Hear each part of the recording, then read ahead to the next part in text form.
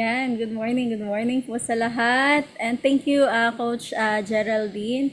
So, before po ako mag-start sa aking topic, share ko po muna yung yung story ko po about sa Herbalife. So, ayan po. Ako po si Christine Joy Quinto, 23 years old from Malati, Manila. And I meet Herbalife 7 years ago with my friends po. And ano po yon, nakita ko lang yung result niya. And nag-ano lang yon, ikot-ikot lang doon sa pwesto ko dati kasi ang background ko po, dati po akong empleyado sa isang cosmetic company. Beauty advisor po ako. Ano po yon, sales lady po yon. Kumbaga pinaganda lang yung pangalan. So, ayun po, pumunta siya sa akin and kala ko bibili ng makeup. Yun pala, nagpapapansin lang. So, nakita ko yung result niya. And, ayun po, na-amaze ako. So, to cut the story short po. So, tinanong ko kung anong ginamit niya. And, ayun po, nag-program ako na sumali ako sa weight loss program. And, ang kagandahan po, because of Herbalife Nutrition, I lost, sa first month ko po, I lost amazing 10 pounds. And sa 2 months po, I lost amazing 30 pounds. So, ginamit ko din po ang product as prenatal supplement. So, meron na po akong 3 Herbalife babies. So, ayun po. Masasabi ko po na talagang investment yung health. Yung pag-inom po namin ng Herbalife, and yung sa tatlong Herbalife babies ko kasi ayun po, hindi talaga sila sakitin. So, ayun po, dahil maganda ang result, marami pong nakapansin. And nagtuloy-tuloy po akong i-share po ang Herbalife. And ayun po, marami po akong natulungan. And dahil po doon, na-qualify po ako as a supervisor. So, dahil po doon, naka-attend po ako. Kasi po, pag supervisor po tayo, which is yung buy one, take one ng product and maximum discount po.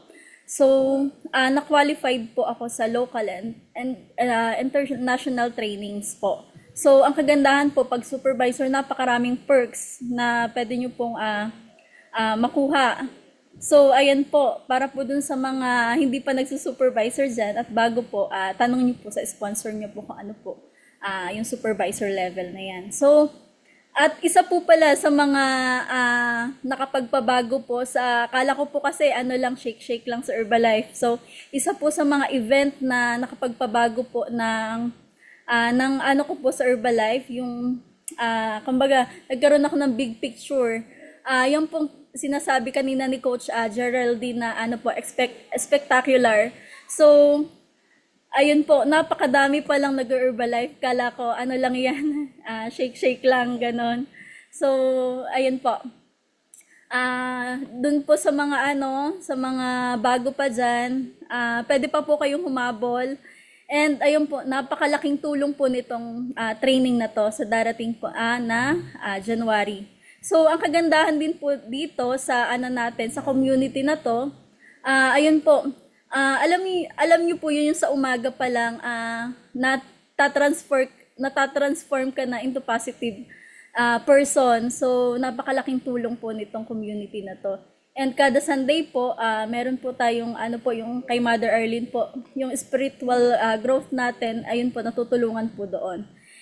And, ayun po, thank you Herbalife kasi ayun po, dinala mo ako dito sa and yung sa sponsor ko po na nagpapasalamat po ako sa kanya, yun, dahil, yun po, nandito po ako sa Herbalife. And, yan po, let's proceed on my topic, which is the understanding fad diet. Ito po yung tinatawag na keto diet po. So, ito mong topic na to ay, according po sa gawa po ni Dr. David Heaver. So, next po. So, sabi dito, ketogenic diet, ito po yung rapid weight loss, increase energy and muscle building are claims of the ketogenic diet. So, ito din po yung tinatawag nga na keto diet. So, kung maririnig nyo po dun sa mga kaibigan nyo or sa mga client nyo, ayan po. Ayan po yan. So, itong diet po na ito ay high fat and very low carbohydrates diet. So, encourages you to eat meat, fish, poultry, and fats while restricting fruits, vegetables, dairy, grains, beans, and legumes. So, yan po yan. So, next po. So, sabi dito, ayan, ketogenic diets are geared at getting your body in ketosis where there is no carbohydrates to burn, so it burns fat instead. So, ang para lang po mabigyan ko po kayo ng dagdag kaalaman. So, yung ketosis po ay metabolic state that occurs when your body burns fat for energy instead po sa instead of glucose. So, yun po yung ketosis. So, ayan po. Next po. Ayan po. Sabi dito, strict keto diet is an extreme low carb, high fat diet plan where your daily carb intake can't be more than 50 grams. So, ayan po. Next po. So, ayan po. The diet recommends, may mga strictly po yan. So, the diet recommends that 70% of your diet should be made up of fats and less than less than 5% of protein. So, ayun. Next po. So, ayan. While too rigid for most people, ibig sabihin, mahirap siyang sundan, mahirap siyang gawin, mahirap siya para sa ibang tao. Kasi nga, di ba po, yung mga kailangan ganito, di ba, yung percentage ng kanilang kinakain. So, napakahirap pong sunod sa diet nila. So, kaya lang, mayroon po itong advantages para po sa may mga bata na may epilepsy, with pre-diabetes or diabetes po. So, next po. Ayan.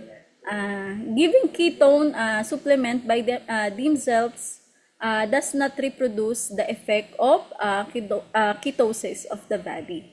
So, next. So, ano ba yung advantages ng ayan po, keto diet? So, syempre, number 1 is nag-weight loss po. No more low fat and health benefits for specific people. Katulad nga po na may mga epilepsy or may mga pre-diabetes or diabetes. So, next. So, ayan po. And mayroon po din siyang disadvantages which is mahirap i-sustain. Kasi nga, 'di ba? Nabanggit ko kanina, kailangan ng ganito, 70% of fat and 5% of protein. So, ayan po. And calorie depletion and nutrient deficiency. So, ayan po. Bad fats in practice. So, renal risk, which is yung kidney failure. So, which is yung po natin, parang yung kidney natin ay 15% na lang nag-function. So, yun po yung renal risk. And food obsession. So, next. So, ayan po. Pero dagdag ko lang din po, ayan po. Instead po na meron po tayong solution para dyan. And you ask the, na lang po, your coach. Ayan. So, that's it for my topic. And back to you, Coach Geraldine.